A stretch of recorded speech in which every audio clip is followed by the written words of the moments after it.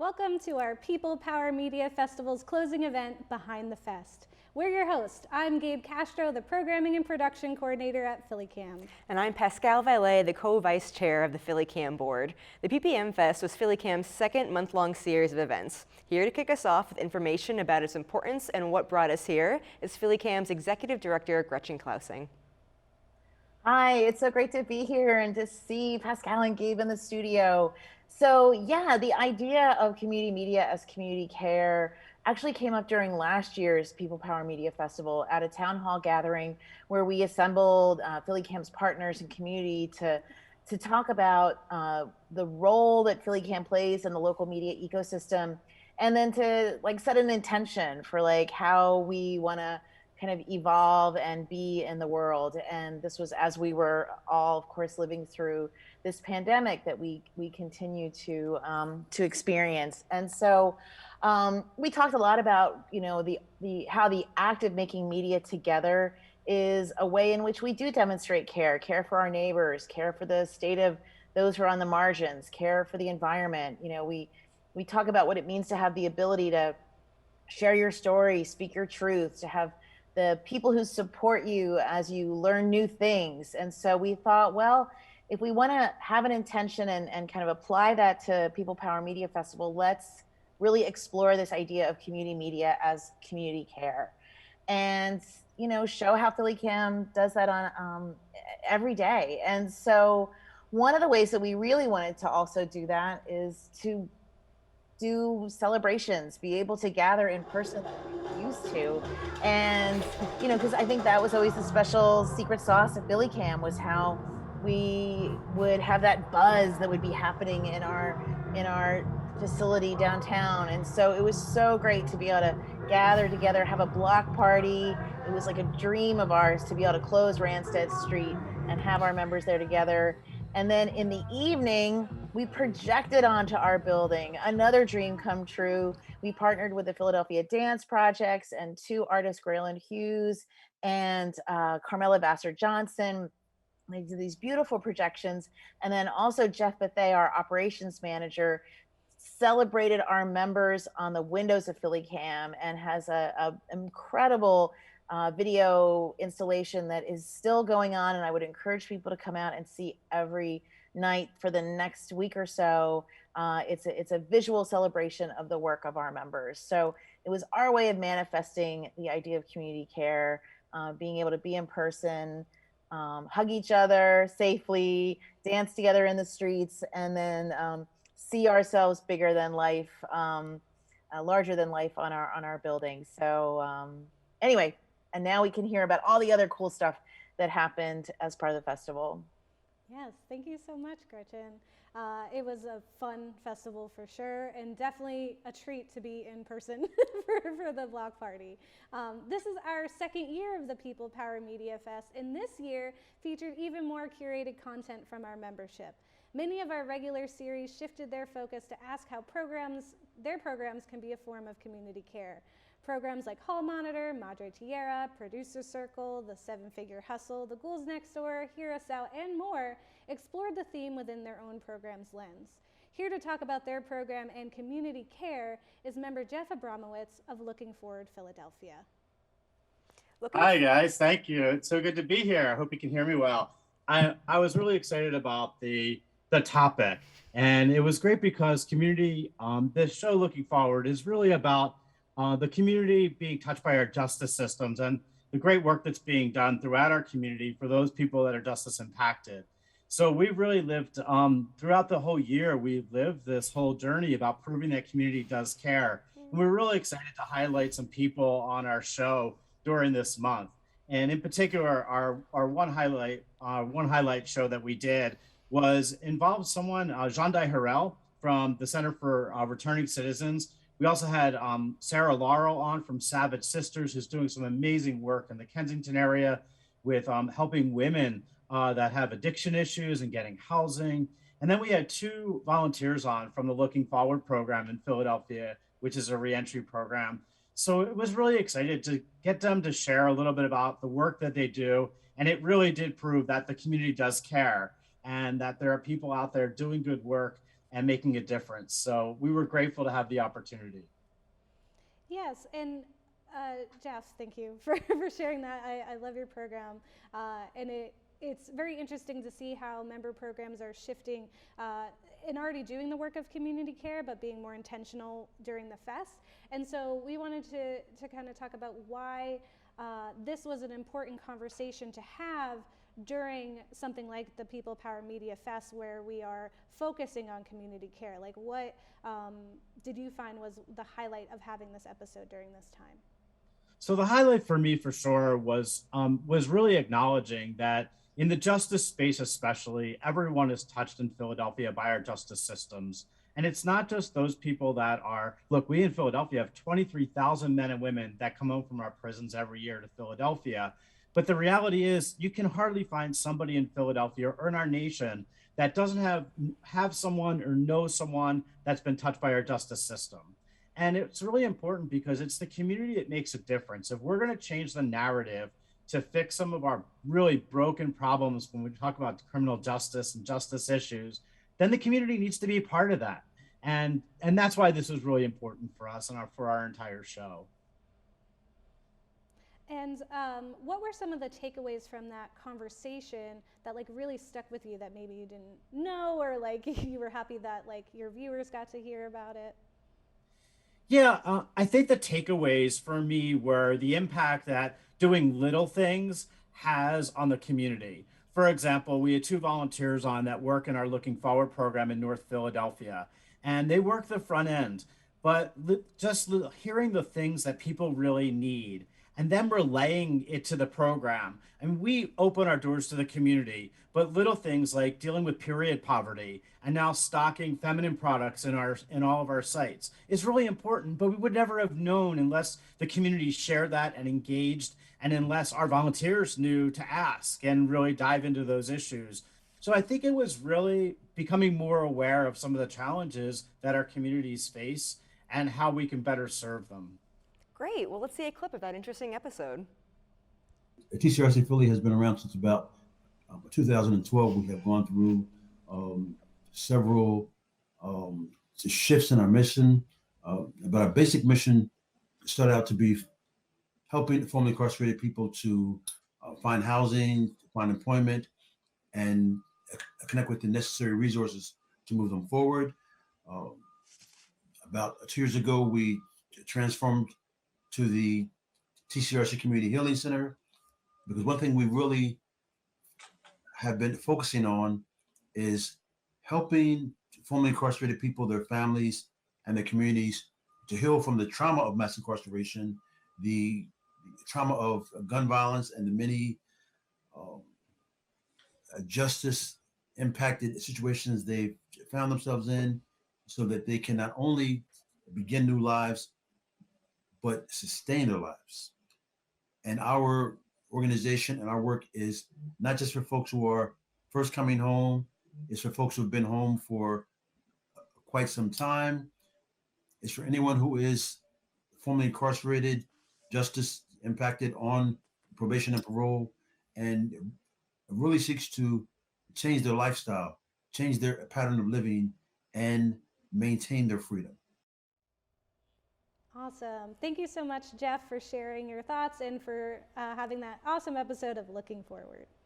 PhillyCam has also launched a regular series in collaboration with Reclaim called Reimagine, which aims to bring together working class, Black and Brown communities to imagine better futures. We are now joined by Sergio Sia to talk about Reimagine. In this special episode that you all did, you were addressing the question, how are community justice organizations creatively imagining more holistic alternatives to the criminal justice system?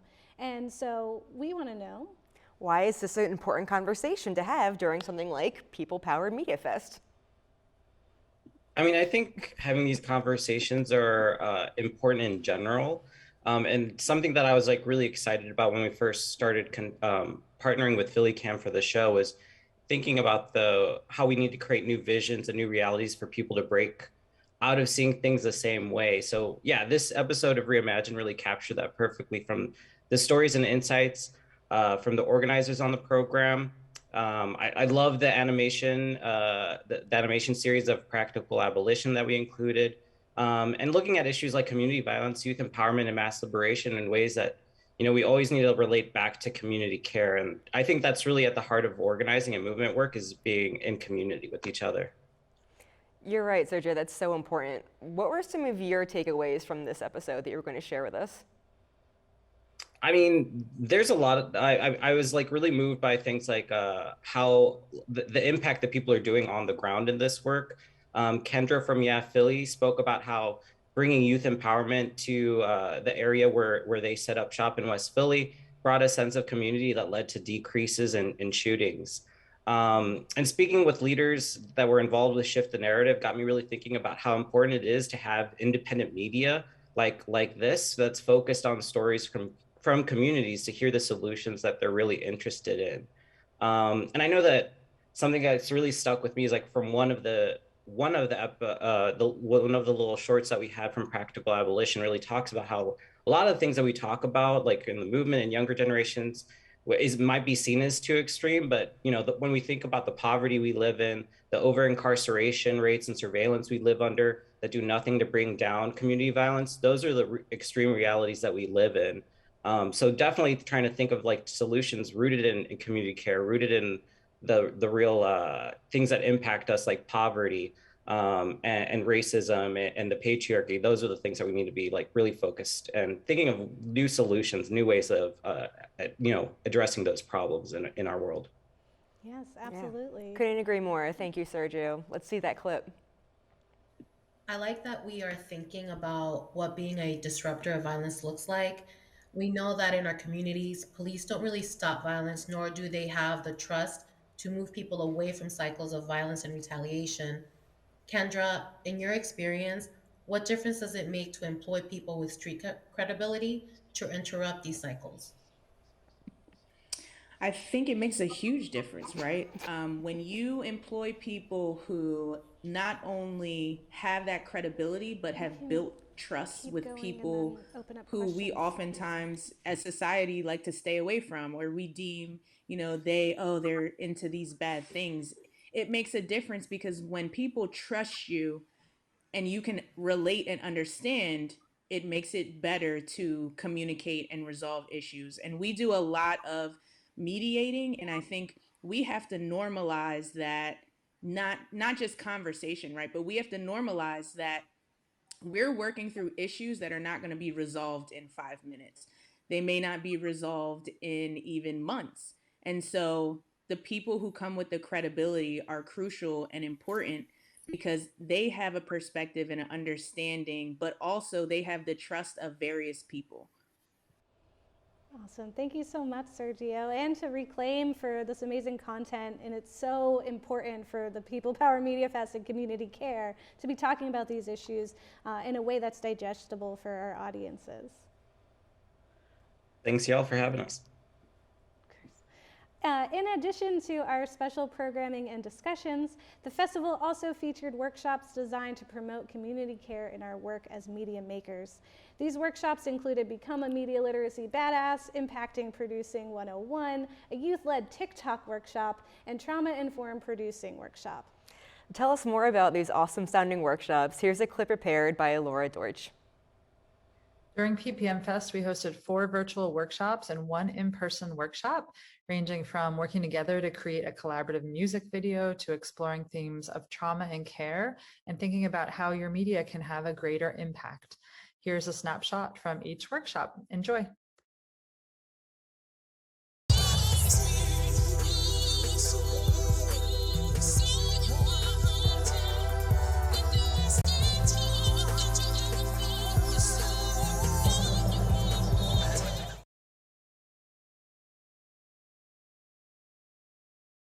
And we're really working on this idea of community media as community care.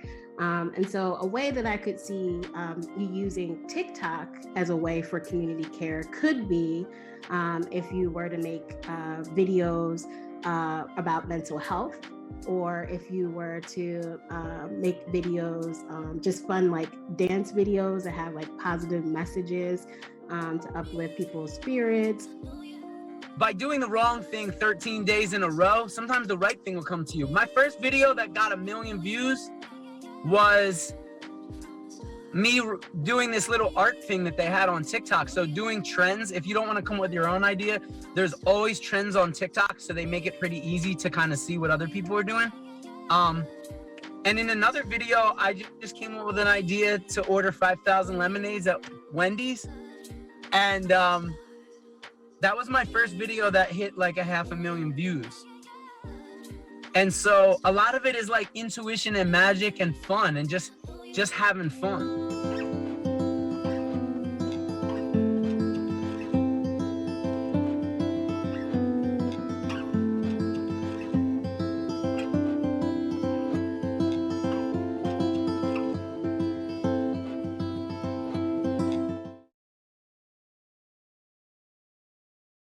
Members go through and they take our classes and they learn a lot of skills, and we don't often have these times to step back and look at either the work we're producing or other work and just kind of try to break it down. It's also asking, like, what does this film want me to do after I'm done watching it?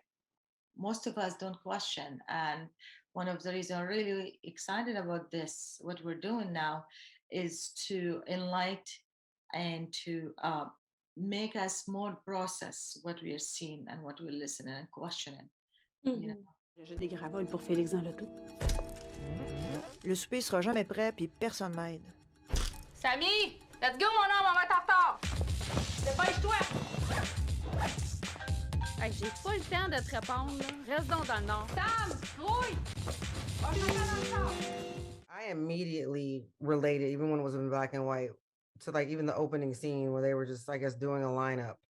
I immediately, because I knew exactly how that felt, just being disconnected, like just being disconnected from yourself. Also, the overall tension that was generated by the pace of the movie, the music, all of that. It's just saying all the creative techniques that they use.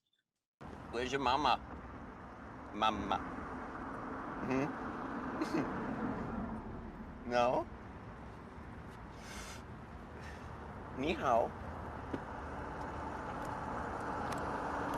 Of course, I was fascinated at how the filmmaker creates these feelings of suspense and danger, right? And there's like there's this arc of suspense and danger and suspense and danger and then unpredictable, that sort of emotional ride that the filmmaker brings us on. But I feel like the text is open. Come out and play. No, not now. Why?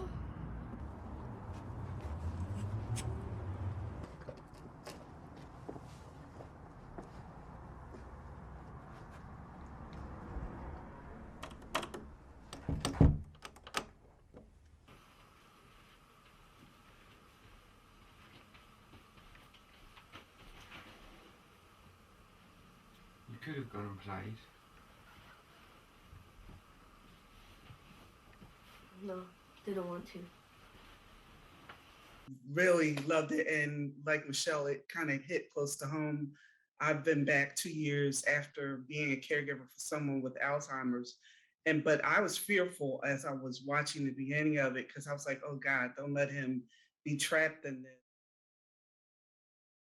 When you're thinking about doing an impact campaign, you're not only thinking about your goals for the campaign as a filmmaker, but also ensuring that your protagonists are well treated and also feel heard and valued. How do the people in the communities like benefit afterwards? And that's a question that you should always ask yourself. And it has to go beyond like raising awareness about an issue, because the protagonists in your film, they're already very aware about what's happening to them in their lives. So what are you doing beyond that? So distribution is how you're going to get your work in front of people in general, whereas impact is how you're going to get your work in front of specific people who can facilitate some type of change. I encourage you to read this and began to do some of the exercises, particularly when you're at the point when you are beginning to kind of frame your impact campaign. Because I call this the Impact Bible. There's all kinds of worksheets, there's case studies, and also links to various books that you can read to kind of help you with the marketing of your project as well. But this is like a great resource. I still go to it because I've been doing impact for a minute now, but I still there's still things for me to learn. Also, every impact campaign is different based on the scope and the needs of the filmmaker and also the finances of the filmmaker. Wow, those workshops looked so cool. Thank you so much, Laura, and everyone involved in making those workshops. Remember to check out our website, phillycam.org, for more information on upcoming workshops. Okay, when asked what community care looked like, sorry. When asked what community care looked like for our members in their programs, this idea took many shapes and forms. However, there was a lot of conversation around healing from trauma. How can we heal our communities? We featured a panel by Babashi, a public health nonprofit, about Philadelphia's gun violence and the link to food insecurity. Here's a peek at what was covered in that conversation. And we found that the two maps of gun violence and food insecurity overlap so intimately, almost like a snug glove. And it makes sense, right? The food insecurity and gun violence share many of the same risk factors of poverty, of deep-seated systemic marginalization and racism, like you just mentioned, housing insecurity, poor education, and the list goes on and on. And so what we did was we took this information, and now one of the other investigators, Dr. Kanisha Williams, and I were looking to partner with local organizations like Babashi that address food insecurity as a potential opportunity to curb gun violence, or at least, at very least, impact how people recover after injury. Joining us, we have Janice Tosto from Babashi, as well as Liam McShaw, right? Sorry, and Tyreek Glasgow from the Young Chances Foundation to talk about their experiences creating this emotional and important program. So let me ask y'all first, why is having conversations about gun violence and its link to food insecurity important for community care? It's interesting that people don't see the connection. I remember that was a comment that was made earlier in the conversation. I mean, having access to healthy food is a social determinant of health. So you have to have access to healthy food, just like you have to have access to healthcare and education and housing. So it's just a natural fit, and it's natural that we would be having this conversation. And the conversation actually came about because Liam and I were having a conversation, and I was just kind of wringing my hands after reading the paper about more gun violence. And I was thinking, we have this program where we're out in the community, we're doing outreach and we're addressing food insecurity. Like, what is our role? Is there any role for us in helping to be part of the solution? And so Liam went and found an article, and that's how we got started. So I'm going to turn it over to Liam so he can briefly talk about that. Yeah, so I'm currently a student, and I have access to all the different research capabilities. And I just typed in gun violence and food insecurity, and I found Dr. Randy Smith's work, and it was exactly what we were talking about. And it was like really good of a feeling, but it was also really concerning because even though it kind of helps us to realize that, yes, there is a connection, it shows that it isn't that easy. Gun violence isn't a simple conversation. There's so many parameters to it. And then I said, Ms. Janice, we have to do this, and I brought it to her attention, and that's where this kind of grew from. Awesome. And Tyreek, what was your experience working on this panel? Like, did you learn from this? What was your contribution? Yes, I learned a lot, and it gave me a lot of motivation to continue to work in my community because it gave some substance to some of the issues that we bring up a lot. Studies show that breakfast is one of the most important meals of the day to start off, especially in a community where truancy is high. We try to bridge the gap, not only communicating to the kids, but also to the public official and public health experts that brought us out. So it gave me motivation to not only prove to the elected officials and other community members that we need the resources to not only address it, but move the needle and help kids in our community. Absolutely. And this is like a question for all of you. What are some like things that really stuck to you that you learned and that you hope people who tune into that and like kind of dig more into it get out of that conversation? Well, one of the things that I'm happy about is that all of the panelists really focused on the trauma that the community at large feels when there are gunshot incidents. It's not just, you know, the person who's been immediately affected in the family, but it's everyone in the community. I mean, I know that every time I read an article about someone who's been shot, I don't have to know the person. It still hurts me because this is a human being and this is someone that is loved by other people. So it was wonderful for us all to be able to say, yes, this is, you know, this trauma, this community-wide trauma as a result of this crisis. And so we need mental health, you know, people need mental health access. All of us in the community who you know, who have those issues and who want to, you know, who want to be able to work through that trauma. We need access to mental health care. We need access to trauma care, that sort of thing. It's important for us to have access, again, to healthy food and to, you know, adequate health care and housing and all of the things that make for a safe community. And I just want to say really quickly, I just want to thank Debbie and Bettina for inviting us to be part of this because, you know, I had mentioned this to Bettina that we were doing this. And then Debbie contacted me and said, hey, you know, we'd like to rebroadcast this. And then when she told me it was going to be part of the PPM Fest, like I really felt so grateful. This is just such a wonderful event. So we're really happy that we were able to be a part of this and, you know, get more of the message out about Dr. Smith's research. Yeah, absolutely. And this is such an important conversation to have during the People Power Media Fest because we were exploring, you know, community media as community care. So what better way to do that than to bring all of these excellent voices and people who are, you know, really diving into these issues and expressing the concerns of the communities around them and have that on TV and have that be another form of information for people to take in. Were there any, from the other two, any lasting thoughts that you had about the panel takeaways that you want viewers to have?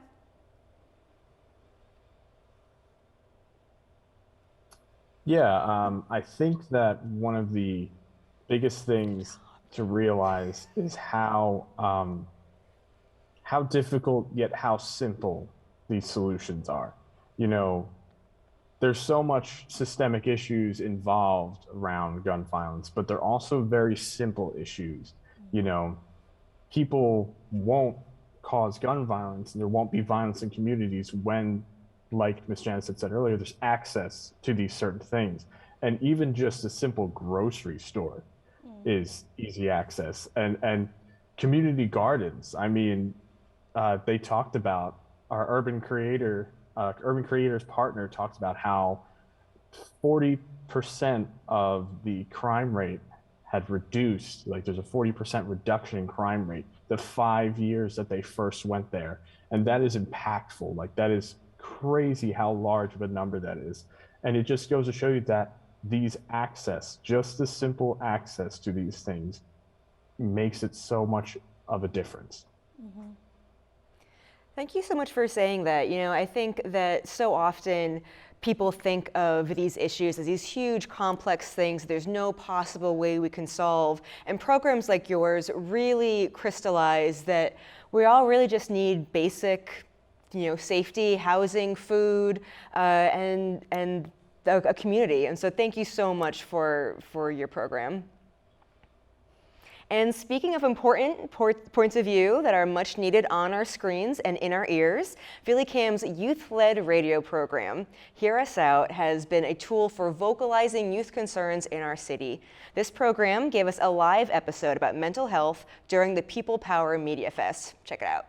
Like with my mental health, talking to people around the world in Japan and UK and Canada and hearing their stories while I'm playing, like I don't really remember like the last time I sat down and played a video game just for like me in a video game.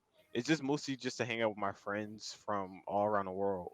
And I think that's really important to like you can play these games and talk about your feelings to some stranger like from across the country that doesn't deal with your problems. Like they can't even go outside without being garbed up and like thrown in jail.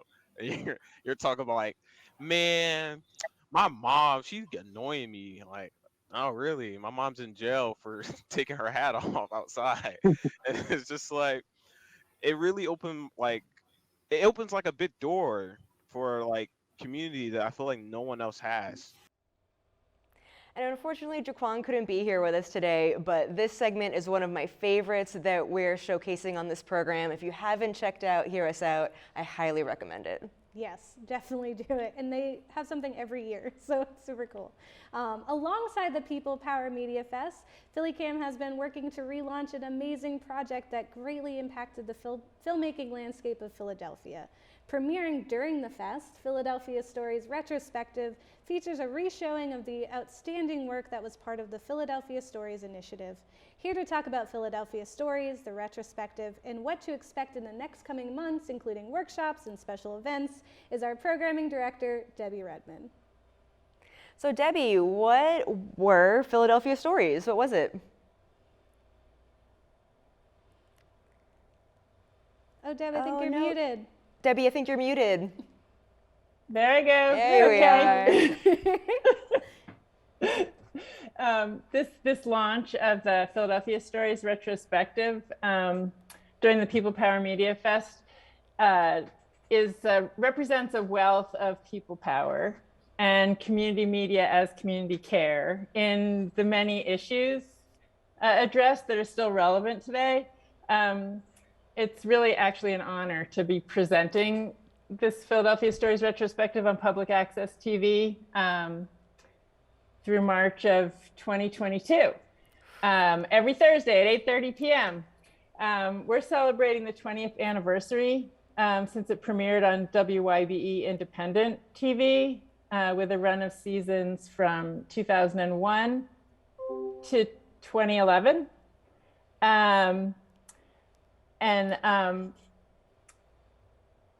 It was curated with great care by Hébert Peck. Our team at PhillyCam set out to honor that curation, that original careful curation of the WYBE episodes to be selected to feature in the retrospective. We could manage to show about a quarter of the whole series, and in the process we wanted to represent a scope of methods and messages. I'm really blown away by the group of creative people and grassroots organizations, many still in our city, many still involved in activism and the evolution of independent media making. This was when we were in the midst of the 25-year fight for public access. Community storytellers included in the Philadelphia Stories series are special to me personally. Folks who made me feel a part of the community, enough for me to make Philadelphia my home almost 30 years ago. So before there was this thing called public access, before there was this thing called the internet, options for reaching audiences were limited, along with opportunities for venues to exhibit independent work publicly, especially on TV. So it was also a time when forms of media were just beginning to be recognized as artistic, and even the documentary was not valued as it's come to be today. The means of making independent film and video leading up to the new millennium was transitioning from analog to digital tools, which were pretty out of reach and required quite a bit of resourcefulness and collaboration, which I believe carries forward to today in Philly. One of the groups featured is the Termite TV Collective, opening the series retrospective with a video created 15 years ago about a community garden in Norris Square. And through that relationship building over these years, they're now still working with that community, creating augmented reality and virtual reality storytelling to create an immersive experience in that same garden.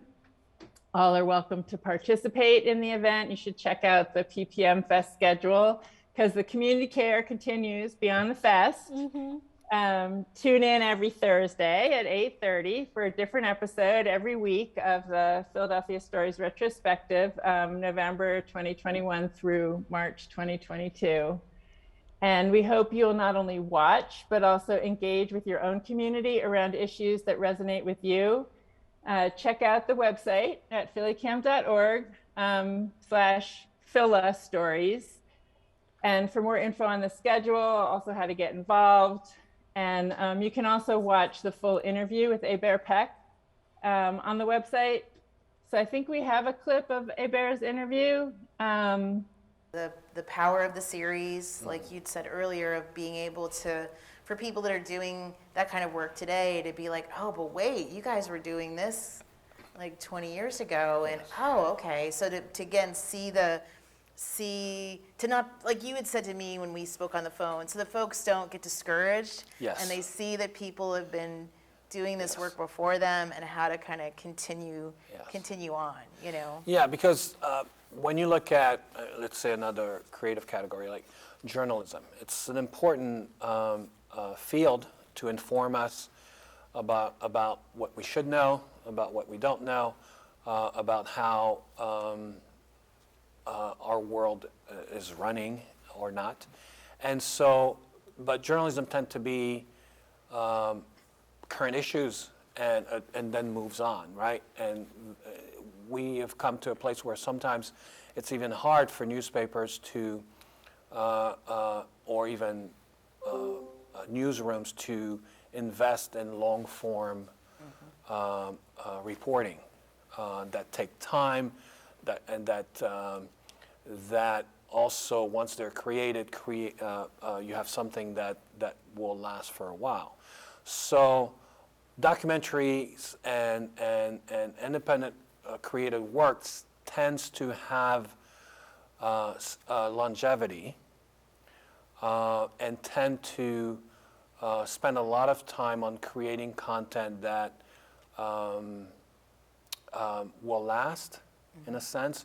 So when you look at many of the work coming out of Philadelphia Stories, I think it helps create that library of important works that you can go to and educate you to help you move to the next step in terms of whatever it is that you're interested in. Whether those are environmental issues, climate issues, rights issues, social justice, and there were many pieces that just talked about love. So I think, the entire human experience.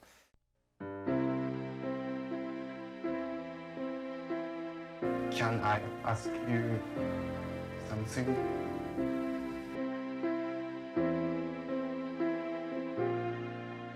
Can I ask you something?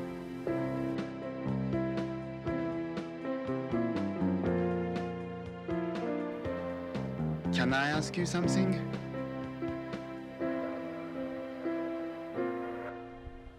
Yes. Deb, last night we kicked off Philadelphia Stories retrospective with our filmmaker mixer, and it was such an awesome experience to kind of connect with the filmmakers from this amazing series of films and documentaries, and as like a new filmmaker, right? It was like so cool to see these works and to see my city like all those years ago before I could even know what any of these places or events or organizations were, and to see like the work that was already being done and put forth. And there was in that meetup this mix of people who were thankful for the Philadelphia Stories, but and that they got to make those stories, but also this like excitement around the possibilities of like what we can do next, like what we can use this series to then push forward to. So I wanted to ask, what are some of the things apart from just the retrospective of like showing the work that we are looking to do as part of Philly Stories and Philadelphia Stories? Well, we do have an engagement guide on our website. So you don't have to, passively watch, although you can if you want to. Although a lot of these pieces will make you want to get up and do something, or, will teach you something, or will make you want to get involved in something, or it will be about something that you're already involved in. And it will help to inform, the work that you're doing. So you can maybe share some of that knowledge that you have too. And so it's a way to connect. Kind of that's what it's all been about, is like connecting with each other. And, because the power of people is that together, we really are stronger. So, there's just simple things that can be done to contribute to that. Yes, and so you can organize a watch party, watch together. Yes, because something happens, when you're talking about something, and then take some action on it, right? Yeah, absolutely. And there'll be workshops, TBD, for people who want to be a part of the next thing as well. Well, Debbie, I would love to hear more about how this initiative has impacted the Philadelphia filmmaking community. Well, it's interesting because there really is a Philadelphia filmmaking community, and that's really grown. And, there's new ways, but there's a lot of kind of disparate ways for people to connect. There's kind of different groups of people who kind of like, orbit around each other. And so this is one way where those different orbits can kind of, be in the same solar system, so to speak.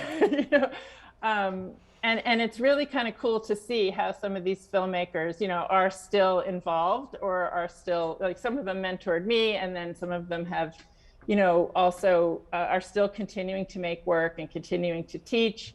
And there's so many new filmmakers now who are making, work on some of these very same subjects, and to see the evolution and just what's come before, so we can see, where we're going, right? Yeah, I think it's such a marker of community when people grow into a mentorship role and be able to climb the ladder and reach down behind them. I think that's so important. Yeah, and they can use those films as a tool to just keep pushing forward, and some of those initiatives and organizations like that have already done that work, and we can just like pick up where you left off and then move forward with the next step to continuing to better our communities. And so much work goes into making the actual media, to see it have a life and to see that work being carried forward, is kind of the biggest reward. Yes, thank you so much, Thank you, Debbie. The People Power Media Fest takes place during a lot of important moments for community media, including Community Media Day, Media Literacy Week, and PhillyCam's own TV and radio anniversaries. This year, we've celebrated 5 years of local radio. Here to talk with us about the impact and importance of our local radio is Allison, our programming and production coordinator for radio. Hi, Allison. Hey, everybody. Thanks for having me. Yes, congrats on 5 years of community radio. Such an amazing achievement, and I know that our radio producers are really excited and thankful for the opportunity. So I wanted to just open it up with you in discussing why community radio is really important and how it is a form of community care. Sure. Yeah, thanks for having me on to discuss. First of all, we are so excited to have made it 5 years. And I'm lucky to have been around for most of those 5 years to watch some of our programmers grow.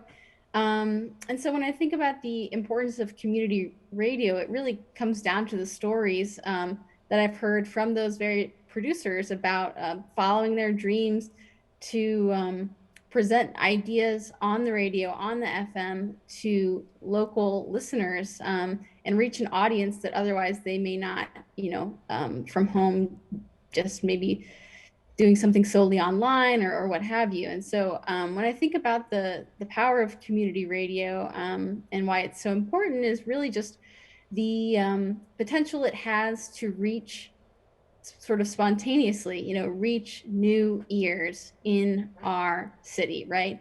So what's so beautiful is especially with FM, there's the possibility to tune in to something just by happenstance, right?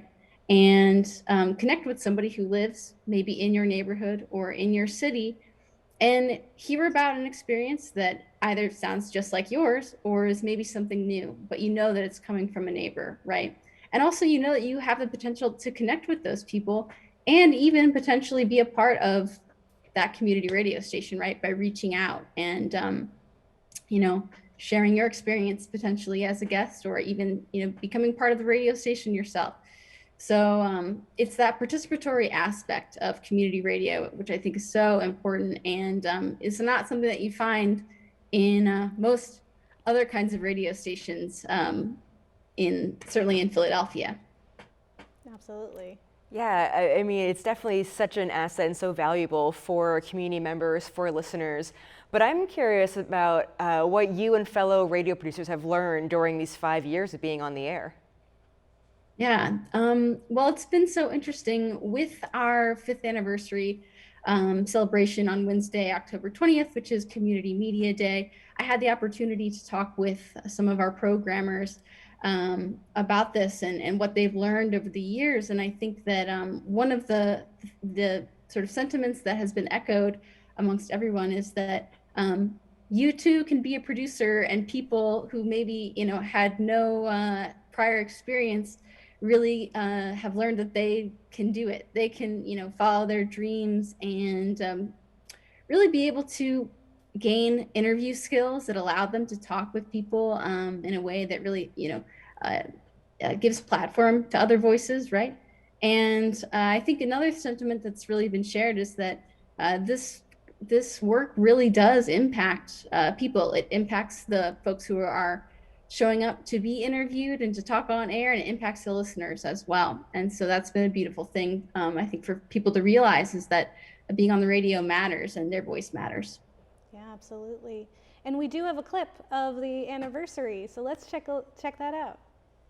And before you knew it, we had a whole crew of radio heads, as we like to call them, that, like, again, believed in this vision. Durwood was in my first class called Do It Yourself Radio, which began in 2014. And that was like the first a training that we had to teach people how to do radio. And Durwood, if you recall, you know, it's like a dog and pony show, right? It's like, imagine a studio, imagine a transmitter, an antenna, you know, imagine being in front of the mic and talking to an audience. So I had to really paint a picture for the students in order for them to get excited and want to learn how to do radio.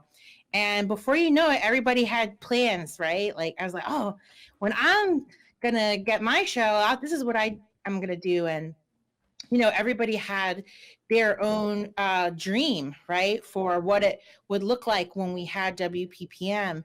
And we had a podcast first that we put together that was a hodgepodge of stuff. It was a little out there, but everybody felt very proud after completing their first audio recording, their first story.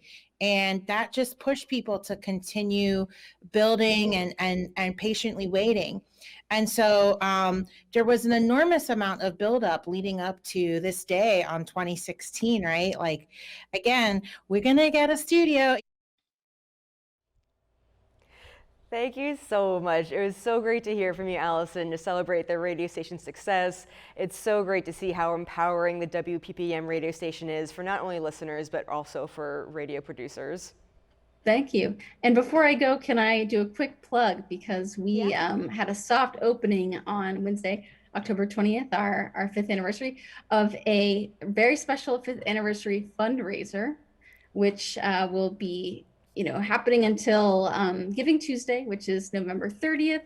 And so it's currently happening, and we're asking for folks' support. If you care about local voices on the airwaves and you want to see community radio live on in Philadelphia, you can head over to phillycam.org and you can find out how to make a gift to WPPM 106.5 FM.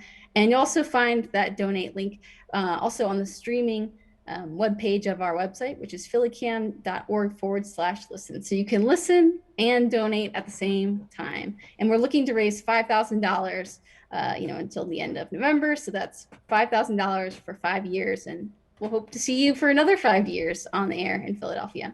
Yes, Or hear you, absolutely. I should say. Thank you, Allison. Yes, support your community radio station. Yeah, it sounds really easy to donate. Yes. This month-long festival featured so much content, including special themed overnight marathons and so many phenomenal producers that we sadly do not have time to feature or talk to everyone. So much went into the creation of this fest. Thanks so much to our staff who worked hard into making this event special. And thank you to all of our sponsors who helped make this festival become a reality.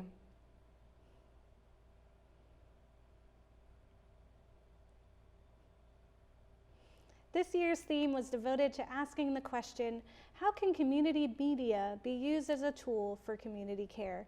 Before we could answer that question, we needed to acknowledge the many forms that community care can take. Here are some of the answers from our amazing producers of what community care looked like to them.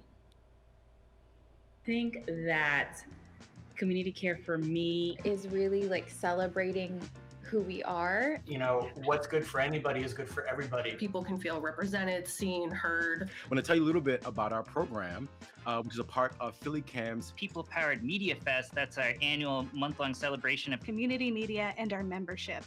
This year, we're focused on sharing the ways our media can be a form of community care. And we've got an awesome panel here today that I'm so excited to introduce. Well, I wanted to start by just kind of opening up the question of what community care. What is community care? What does community care look like to you?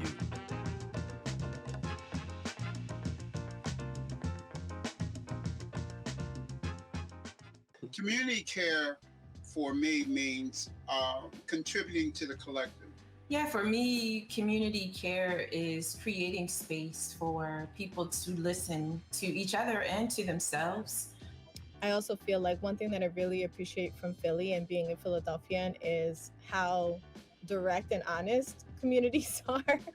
The typical approach for if you want to make media, if you want to make television, or you want to make a movie, there's a standard way, and that way has not been. That way is very hostile. Like friends that I've got that, you know, are working in the business or working in Hollywood, they never really have anything good to say about what it's like. Oftentimes, you know, the news wouldn't show up for things that the community really cared about. A lot of our community stories are going really untold. When we at PhillyCam decided on the theme of community media as community care, I was excited for it because to me, I feel like it's inherent in the work that we do and just, you know, providing a space and an opportunity for like just everyone can come in, learn how to create TV shows and films and then do it. And there's no, like, we're not reviewing things and being like, this doesn't get in, that gets it. It's like, no, you made your story. I want it on there. Philly is something I've always appreciated about it and loved about it is an attitude of we're all in it together and we're going to help each other out. Part of the dynamic was building that group and building a group of individuals that would be ready, able to deal with their own issues, but also support each other. And I'm really curious to what makes a Philadelphia story. It's represented in the environment. It's the style. Philadelphia is a big city, but in Spanish they call it like little pueblos, like these little like worlds or towns that, you know, have their own rhythm and their own culture. And we love hard, and I think it just really shows through in the content that we create. Well, community care means teaching and sharing knowledge. So by helping the community understand finances, understand that they sometimes maybe need to talk to someone to get a different perspective. And I said, I cannot approach this looking for pain. I need to look for the love. I was invigorated simply by shifting my lens. I knew that I was on to something.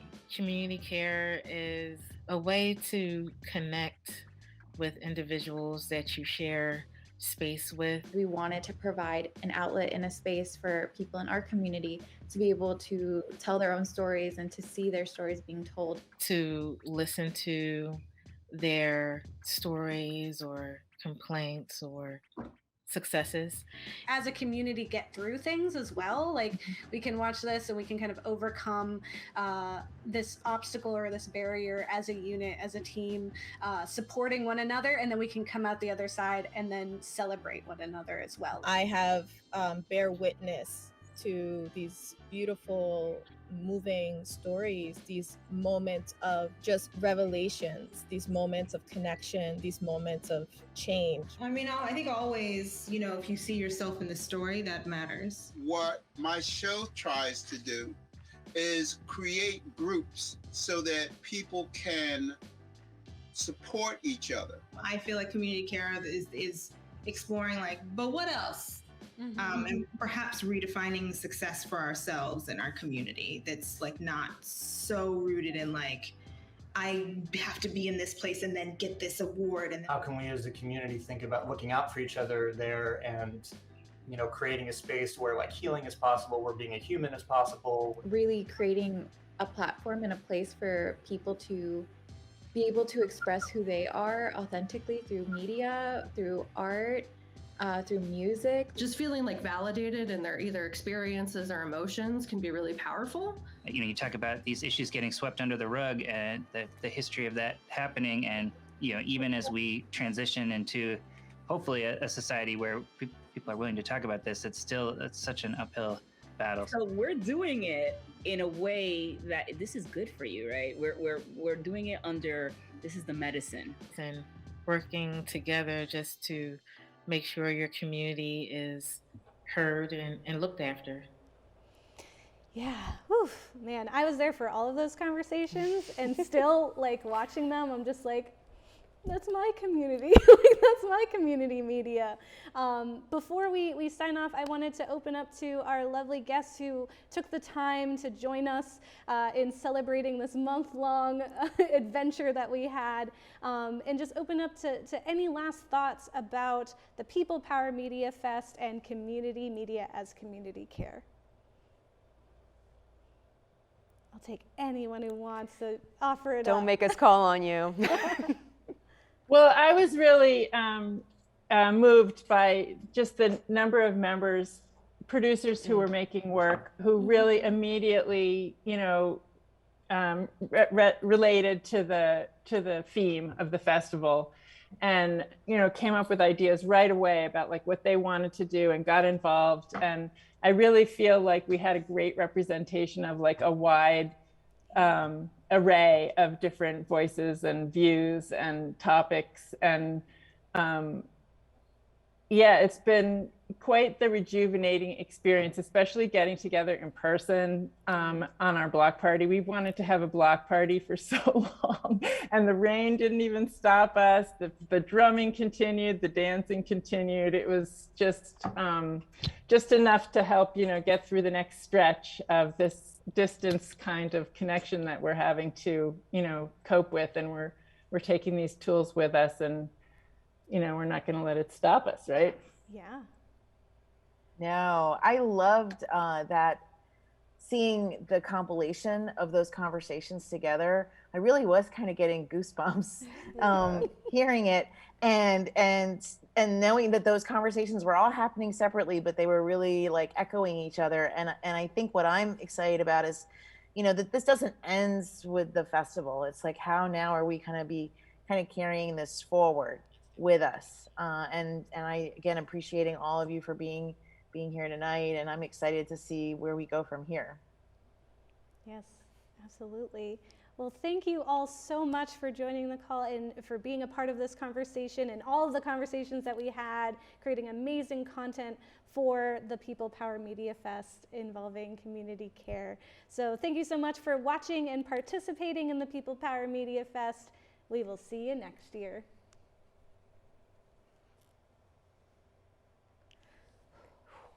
My face is sore.